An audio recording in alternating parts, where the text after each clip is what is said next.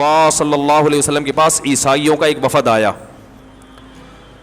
انہوں نے کہا کہ نبی صلی اللہ علیہ وسلم نے ان کو بتایا کہ عیسیٰ ابن مریم اللہ کے بیٹے نہیں ہیں. تو انہوں نے کہا قرآن تورات میں تو لکھا ہے اللہ کے بیٹے، تورات میں لکھا ہے اللہ کے بیٹے ہوں گے.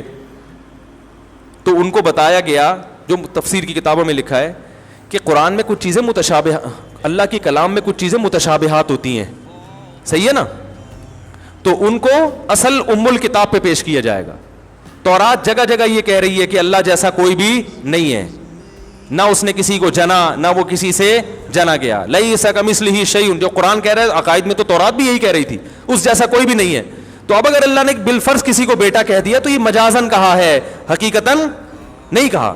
مجازن تو اپنے سے بڑے کو بھی بیٹا کہہ دیا جاتا ہے. آپ 20 سال کے 40 سال کے آپ نے کہا بیٹا تو ذرا انسان کا بچہ بن کے چل. تو یہاں اس میں حقیقی بیٹے ہونے کا کوئی شائبہ موجود نہیں ہے. بالفرض اگر اللہ نے تورات میں کہیں عیسیٰ ابن مریم کو بیٹا کہا ہے تو صرف محبوب کے معنی میں کہ محبوب ہیں، اس کے علاوہ کوئی اور معنی اس کا نہیں ہے. کیونکہ تورات کے اس آیت یہ متشابہ ہے، اس کو آپ پیش کرو گے کس پر؟ محکم پر.